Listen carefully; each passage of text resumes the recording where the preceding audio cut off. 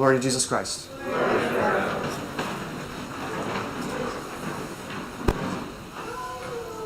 What debts have we been forgiven by God? What sins have we committed and knelt before God and pleaded for his mercy and confessed and received absolution for in the past? How vicious or how offensive were some of these sins? How great has our personal debt been? And similarly, how great has God's forgiveness been? The servant in today's parable fell on his knees, pleading for more time to repay his enormously great debt. But to the servant's surprise, he was not given the mercy he asked for. He was not given more time to pay. Instead, his master had an incredible amount of compassion and forgave him the entire debt. One of the questions that we are being asked is, are we constantly aware of the depths of God's mercy and forgiveness? Do we live each day knowing that we have been cleansed of sin through baptism and then washed clean again after sincere confession and sincere repentance? Do we constantly keep on our mind the enormity of our debt, how we could never possibly personally pay it back, and that it has been made possible to be forgiven through the sacrifice of Christ on the cross?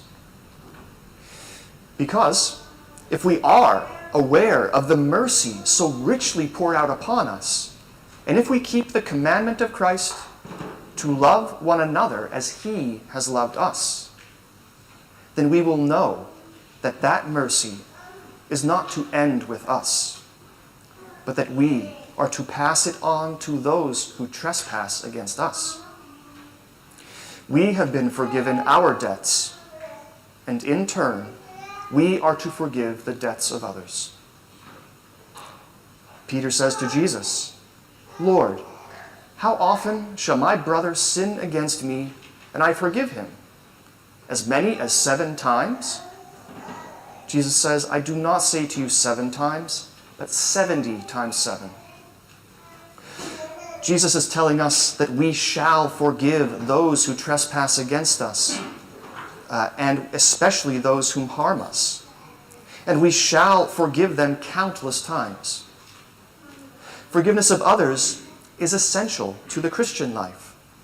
We must forgive others their faults, their violence towards us, and their unjust offenses. And we must forgive them from our hearts.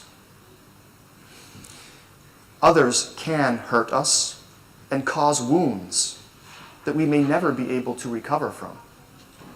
Of course, the older we are, the more opportunities we have had to be hurt, to be abused, to be neglected, ridiculed, shamed, or even physically assaulted. But to forgive these people from our hearts does not mean that we have to forget what they did to us, but it does mean that we should not hold it against them, and that we do not treat them any differently because of that offense. Forgiveness is not a feeling. It's not an emotion. But it is a letting go of our victimization. Forgiveness is to love the offender the way that Jesus Christ loves them.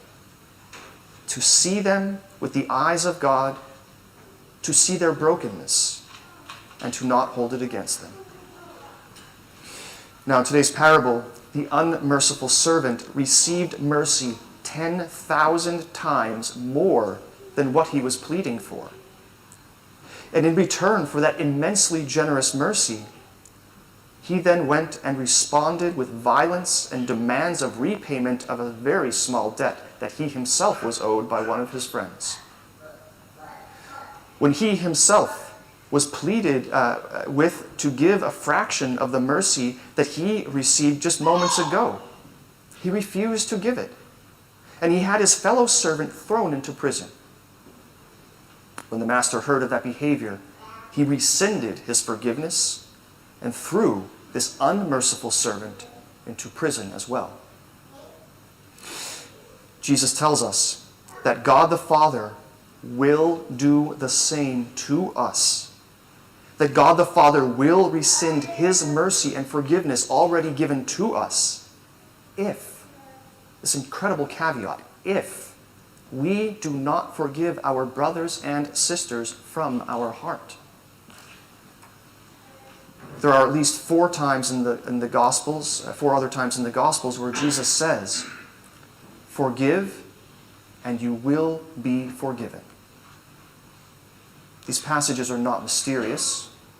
There's no hidden meaning that we need to discern. They clearly state that the measure that we will be forgiven is the measure that we ourselves forgive. If we have committed all kinds of sins through our lives, and if we have asked for that forgiveness and received absolution, then shouldn't we also forgive those who have offended us and hurt us, no matter what the offense was? In the face of injustice, shouldn't we respond with love in the manner that Jesus showed us? Shouldn't we pass on the mercy we have been given to others, so that through this passing on of mercy, we will not throw away the forgiveness that we have been given? Now, this parable is also a clear teaching about God's justice. We have been shown the incredible and unearned mercy that he is willing to shower upon us when we fall on our knees and pray to him. And we have also been shown that when we reject to share with others what we have been given, to fail to learn from God and from his examples of virtue that Jesus showed us, that we will be dealt with accordingly, and that any mercy given to us in the past can easily be brushed aside for our failure to forgive from our hearts.